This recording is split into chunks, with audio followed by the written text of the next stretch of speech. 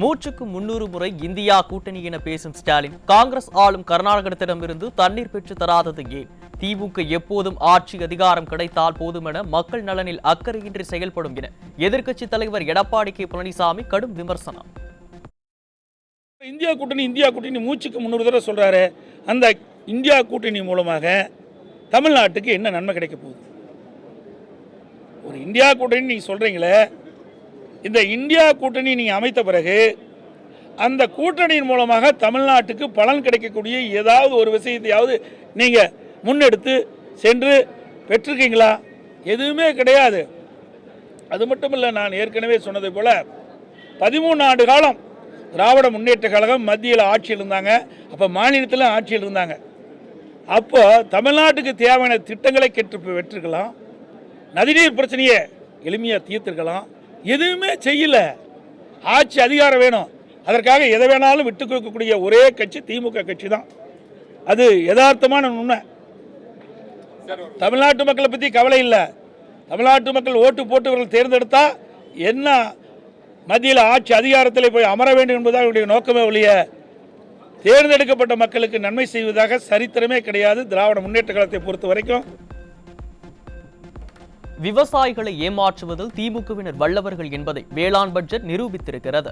1 மணி நேரம் 45 நிமிடம் வாசிக்கப்பட்ட வேளாண் பட்ஜெட்டில் விவசாயிகளுக்கு ஏமாற்றம் மட்டுமே மிஞ்சியது என எதிர்க்கட்சி தலைவர் காட்டும்.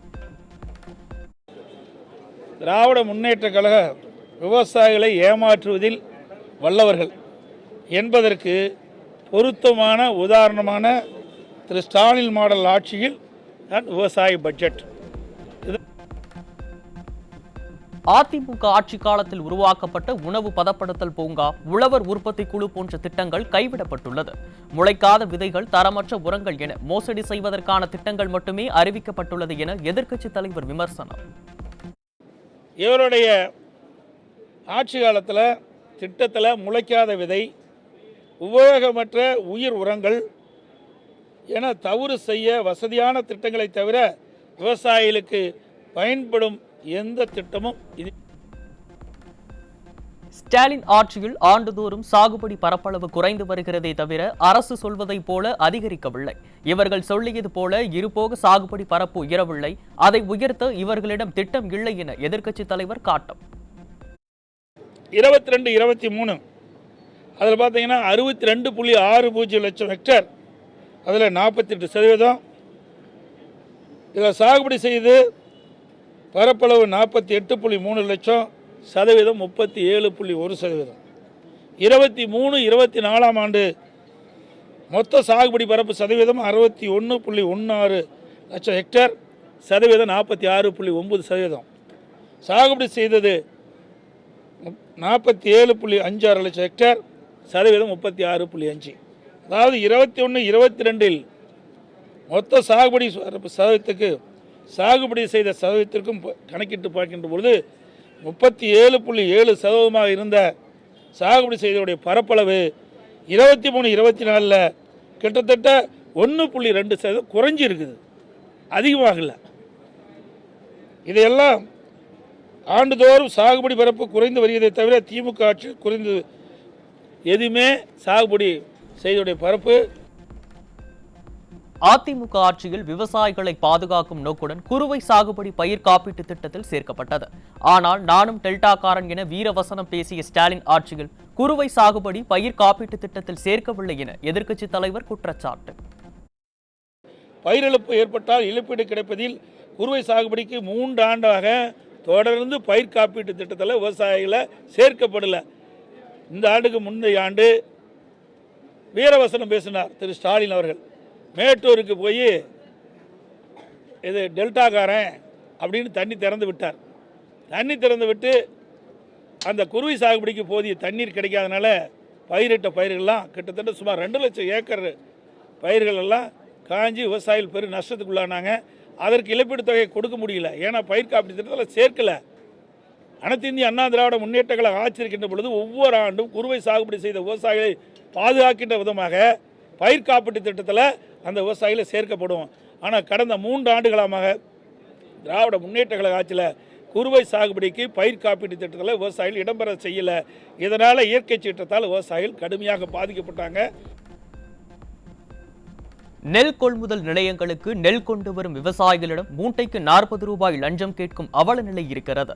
ஸ்டாலின் மாடல் ஆட்சியில் விவசாயிகளுக்கான திட்டங்களில் ஊழல் முறைகேடுகள் மட்டுமே நடக்கிறது என எதிர்க்கட்சி தலைவர் குற்றச்சாட்டு. அரசு நேரடி நெல் கொள்முதலில் விவசாயிகள் விற்பனை செய்வதற்காக நெல்லை கொண்டு போகிறாங்க. அங்கே போய் திறந்த வெளியில் அடுக்கி வச்சிருக்கிறாங்க. இப்போ நேற்றைய தினம் நினைக்கிறேன் மழை வெள்ளத்தில் சிவகங்கை மாவட்டமே என்று கருதுகிறேன். சிவகங்கை மாவட்டம் தானே. அந்த மாவட்டத்தில் பார்த்திங்கன்னா சுமார் 5000 மூட்டைகளுக்கு மேலாக விவசாயிகள் கொண்டு வந்த விற்பனைக்காக கொண்டு வந்த அந்த நெல்லெல்லாம் மழையில் நனைஞ்சு நெல் மணிகள்லாம் முளைச்சி போயிருக்கிற சூழல் ஏற்பட்டிருக்குது. அதுக்கு தகுந்த ஏற்பாடு தார்ப்பாயெல்லாம் கொடுக்கல. விவசாயிகள் தங்கள் உற்பத்தி செய்யப்பட்ட விளைவித்த நெல்லை மூட்டைகளை மூலமாக நேரடி நெல் கொள்முதல் கொண்டு வந்து விற்பனை செய்கின்ற பொழுது ஒரு மூட்டைக்கு 40 ரூபா அதில் லஞ்சம் பெறாங்க. டிரான்ஸ்போர்ட்டில் மிகுந்த ஊழல் நடந்ததாக பரவான செய்தி வந்திருக்குது. இப்படி இந்த ஆட்சி பொறுப்பேற்ற பொழுது விவசாயிகளுக்கு நன்மை கிடைக்கல. விவசாயிகளும் மீதும் விவசாயிகளுக்கு கிடைக்க வேண்டிய அந்த நன்மையில் கூட ஊழல் செய்கின்ற ஒரே அரசாங்கம். அத்திக்கடவு அவிநாசி திட்டம் போல ஒரு நீர் மேலாண்மை திட்டம் கூட ஸ்டாலின் ஆட்சியில் செயல்படுத்தப்படவில்லை. விவசாயிகளுக்கு 24 மணி நேரமும் மும்முனை மின்சாரம் வழங்கப்பட்டதை நிறுத்திய அரசு ஸ்டாலின் மாடல் திமுக அரசு என எதிர்க்கட்சி தலைவர் காட்டம்.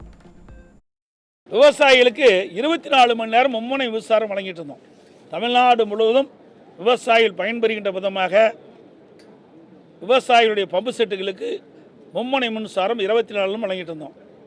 இப்போ நீங்கள் டெல்டா மாவட்டத்தில் ஒரு சில இடத்துல வழங்குறாங்க. மற்ற மாவட்டங்களிலெல்லாம் ஷிஃப்ட் முறையில் தான் இந்த விவசாய பம்பு செட்டுகளுக்கு மின்சாரம் வழங்குவது இந்த அரசாங்கம். நாங்கள் கொடுத்து வந்த அந்த சலுகையும் விவசாயிகளிடமிருந்து பறிக்கப்பட்ட அரசாங்கம். தமிழ்நாடு சட்டப்பேரவையில் திமுக அமைச்சர் வாசிக்கும் வேளாண் பட்ஜெட்டை கேட்டு தூங்கி விழுந்த திமுக அமைச்சர் மற்றும் எம்எல்ஏக்கள். வேளாண் பட்ஜெட் என கூறி உப்பு சப்பில்லாத பட்ஜெட்டை வாசிக்கும் அமைச்சரின் வாசிப்பை கேட்டு திமுக அமைச்சர்களே தூங்கி விழுந்த அவலம்.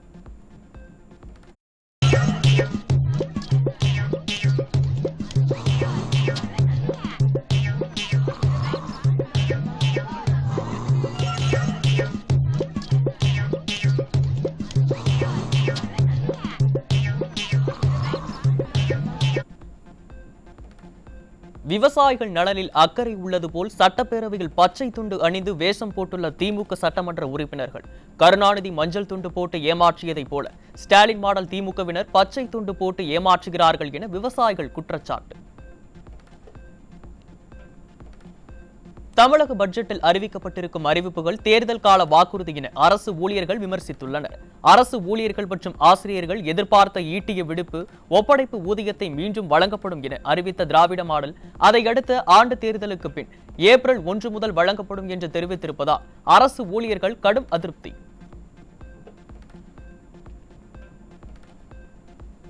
அரசு ஊழியர்கள் மற்றும் ஆசிரியர்களின் முக்கிய கோரிக்கைகளை 110 விதியின் கீழ் அறிவிக்க வேண்டுமென அரசு ஊழியர்கள் கோரிக்கை. கொடுத்த வாக்குறுதிகளை நிறைவேற்றாத ஸ்டாலின் அரசு அடுத்த தேர்தலுக்கான பொய் வாக்குறுதிகளை தயார் செய்து வருவதாக விமர்சனம். வேளாண் பட்ஜெட் என விளம்பரப்படுத்திக் கொள்ளும் ஸ்டாலின் அரசு விவசாயிகளுக்கு இலவச மின் இணைப்பு வழங்குவதில் கணக்கம் காட்டி வருவதாக விவசாயிகள் வேதனை. அதிமுக ஆட்சியில் ஆண்டுதோறும் புதிதாக வழங்கப்படும் இலவச மின் இணைப்புகளின் எண்ணிக்கை அதிகப்படுத்தப்பட்ட நிலையில் திமுக அவ்வாறு அதிகரிக்கப்படவில்லை என விமர்சனம். 2026 திமுக ஆட்சி மாற்றப்பட்டு அதிமுக ஆட்சி மலர வேண்டும் என மக்கள் விரும்புகின்றனர். அதிமுக மாநிலங்களவை உறுப்பினர் சி.வி. சண்முகம் பேச்சு. 2G அலைக்கற்றை ஊழலை போல டாஸ்மாகில் மிகப்பெரிய ஊழல் அரங்கேறியிருக்கிறது. எப்படி அரவிந்த் கெஜ்ரிவால் சிறைக்கு சென்றாரோ அதே போல செந்தில் பாலாஜியும் ஸ்டாலினும் சிறைக்கு செல்வார்கள் என அதிமுக எம்பி தம்பிதுரை பேச்சு. எப்படி கெஜ்ரிவால் அரசர் சிசோடியா ஜெயிலுக்கு போனாரு முதல்ல, அதுக்கடுத்து யாரு போனாரு? கெஜ்ரிவால் ஜெயிலுக்கு போனாரு முதலமைச்சர். அதுபோல செந்தில் பாலாஜி ஜெயிலுக்கு போறது உறுதி. அதுபோல அதற்கு அடுத்தது ஸ்டாலின் ஜெயிலுக்கு போக போறாரு. ஆக இந்த சாராய ஊழல்ல 1000 கோடி அல்ல 40,000 கோடி செந்தில் பாலாஜி சொன்னது போல, நம்முடைய எடப்பாடி பழனி சொன்னது போல இவரை கொள்ளையடித்திருக்கிறார்களே, அந்த கொள்ளையடித்ததன் காரணமாக இவர்கள் ஜெயிலுக்கு போவது கெஜ்ரிவால் உறுதி. கெஜ்ரிவால் போனது போல பாலியல் துன்புறுத்தல் வழக்குகளில் தேவையற்ற மருத்துவ பரிசோதனைகளை நீதிமன்றங்கள் இயந்திரத்தனமாக வலியுறுத்தக்கூடாது என சென்னை உயர்நீதிமன்றம் உத்தரவு. DNA மாதிரி சேகரிப்பில் ஏற்படும் சிக்கல்களை கருத்தில் கொண்டு சேகரிப்பு மற்றும் அளிப்பு தொடர்பான முறைகளை FMSS மற்றும் காவல்துறைகள் ஒருங்கிணைக்க 8 வாரங்களில் நடவடிக்கை எடுக்க வேண்டும் என வலியுறுத்தல். தினமும் நடைபெறும் பேரணிகளால் போலீசாரின் முக்கிய பணிகளுக்கு தடையாய் இருக்கக்கூடும் என்பதால் எதிர்காலத்தில் எல்லா அரசியல் கட்சிகளும் பாதுகாப்பு கட்டணம் செலுத்த வேண்டும். சென்னை உயர்நீதிமன்றம் கருத்து. திருச்சி மாவட்டம் பெரிய கருப்பூர் அருகே 15 வயது சிறுமியை பாலியல் வன்கொடுமை செய்ய முயன்ற இளைஞர் போக்சோ சட்டத்தில் சிக்கினார். செயலற்ற ஸ்டாலின் ஆட்சியில் நாளுக்கு நாள் பாலியல் வன்கொடுமை சம்பவங்கள் அரங்கேறி வருவதாக பொதுமக்கள் ஆதங்கம். சென்னை தேனாம்பேட்டையில் ரவுடி ராஜா என்பவரை சரமாரியாக வெட்டி கொலை செய்துவிட்டு மர்ம நபர்கள் தப்பியோட்டம். கொலையும் பாலியல் வழக்குகளும் விடியா மாடல் ஆட்சிகள் நடக்காத நாளே இல்லை என மக்கள் குற்றச்சாட்டு. நாமக்கல் மாவட்டம் பள்ளிப்பாளையம் அருகே 90 வயது மூதாட்டி அணிந்திருந்த நகைகள் மாயமான நிலையில் மூதாட்டி கொலை. திமுக ஆட்சியில் காவல்துறை கும்பகர்ண தூக்கத்தில் நிம்மதியாக வீட்டில் கூட இருக்க முடியாத நிலை உள்ளதாக மக்கள் வேதனை. கோவை அருகே பெட்டிக்கடையில் இருந்த குட்கா பறிமுதல். திமுக ஆட்சியில் காவல்துறை மீது சிறிதும் பயமில்லாததால் போதைப்பொருள் விற்பனை சர்வசாதாரணமாக நடைபெறுவதாக மக்கள் குற்றச்சாட்டு. திருவண்ணாமலை அருகே அரசு பேருந்தில் எடுத்துச் செல்லப்பட்ட போதைப் பொருட்கள் சிக்கியது. திமுக ஆட்சியில் அரசு பேருந்தில் போதைப் பொருட்கள் எடுத்துச் செல்லும் அளவிற்கு போதைப் பொருள் புழக்கம் அதிகரித்து விட்டதாக மக்கள் வேதனை.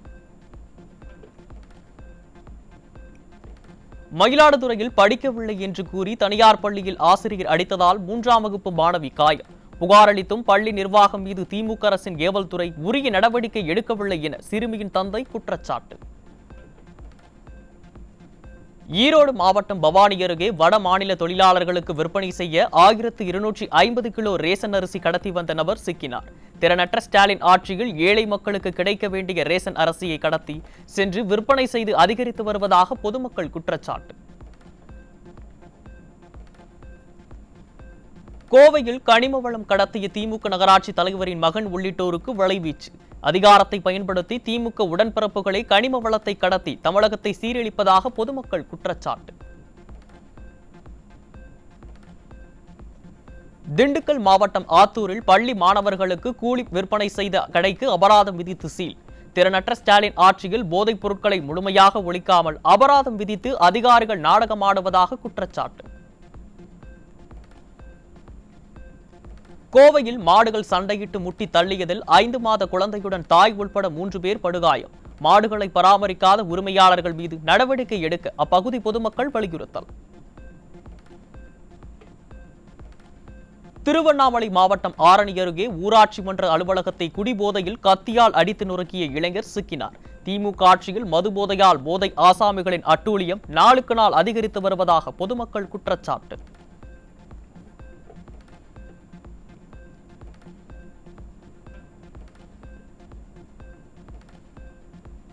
சென்னை எண்ணூரில் மாநகர அரசு பேருந்தில் பயணம் செய்த பள்ளி மாணவிக்கு பாலியல் தொல்லை கொடுத்த இளைஞரை பிடித்து போலீசில் ஒப்படைத்த பொதுமக்கள். விடியல் பேருந்து என விளம்பரம் தேடிக்கொள்ளும் திராவிட மாடல் ஆட்சியில் அரசு பேருந்தில் பயணிக்கவே அச்சப்படும் பெண்கள். காஞ்சிபுரம் மாவட்டம் ஸ்ரீபெரும்புதூர் அருகே 3 கோவில்கள், கால்நடை மருத்துவமனை உட்பட 6 இடங்களில் கொள்ளையர்கள் கைவரிசை. ஸ்டாலின் அரசின் ஏவல் துறை ரோந்து பணிகளை சரிவர மேற்கொள்ளாததால் கொள்ளையர்கள் அச்சமின்றி கொள்ளையை அரங்கேற்றுவதாக மக்கள் குற்றச்சாட்டு. சேலம் மாவட்டம் சங்ககிரியில் அடுத்தடுத்து நடைபெற்ற சாலை விபத்தில் 2 பலி. இருசக்கர வாகனத்தில் சென்ற கூலி தொழிலாளி மனைவி குழந்தையின் கண்ணெதிரே லாரியின் சக்கரத்தில் சிக்கி உயிரிழந்த CCTV காட்சி வெளியானது.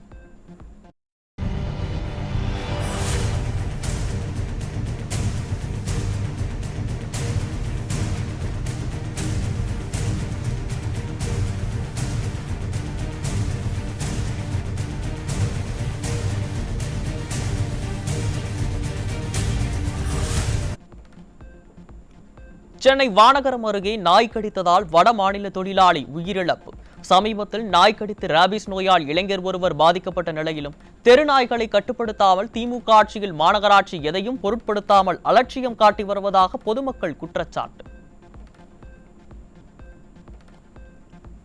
சென்னையில் சாலையில் சென்று கொண்டிருந்த போது பசுமாடு ஆக்ரோஷமாக முட்டியதில் படுகாயமடைந்த தாய் மகளின் சிசிடிவி காட்சி.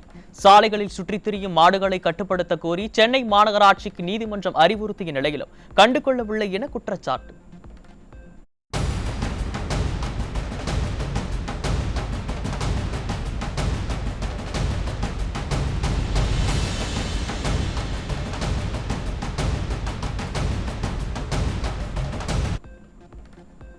கோவை மாவட்டம் பேரூர் அருகே வாரிசு சான்றிதழுக்கு 5000 லஞ்சம் வாங்கிய கிராம நிர்வாகி அதிகாரி குளத்தில் குதித்து தப்பிக்க முயற்சி. விடியா திமுக ஆட்சியில் அரசு அதிகாரிகள் லஞ்சத்திலேயே திளைப்பதாக பொதுமக்கள் குற்றச்சாட்டு. கிருஷ்ணகிரி மாவட்டம் ஊத்தங்கரை பகுதியில் கடும் பனிப்பொழிவால் மக்களின் இயல்பு வாழ்க்கை பாதிப்பு. பயிர்கள் பனியால் கருகும் அபாயம் இருப்பதாக விவசாயிகள் வேதனை.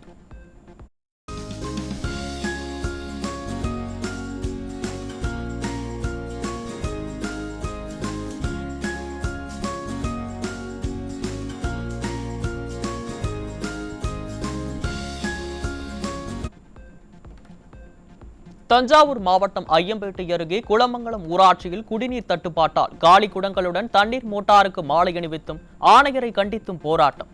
பலமுறை புகார் கொடுத்தும் எவ்வித நடவடிக்கையும் எடுக்கவில்லை என குற்றச்சாட்டு. செமிகண்டக்டர் மிஷன் 2030 திட்டத்தை 500 கோடி ரூபாய் மதிப்பீட்டில் முடிக்க திட்டமிட்டுள்ளதாக பட்ஜெட் தாக்கல். திட்டத்தை செயல்படுத்த ஆயிரக்கணக்கான கோடிகள் பல வருடங்கள் தேவைப்படும் நிலையில் 500 கோடி ரூபாயில் திட்டத்தை முடித்துவிடலாம் என அரசியல் நாடகமாடும் திமுக அரசு. பங்குனி மாத பூஜைகளுக்காக சபரிமலை ஐயப்பன் கோயில் நடை திறப்பு.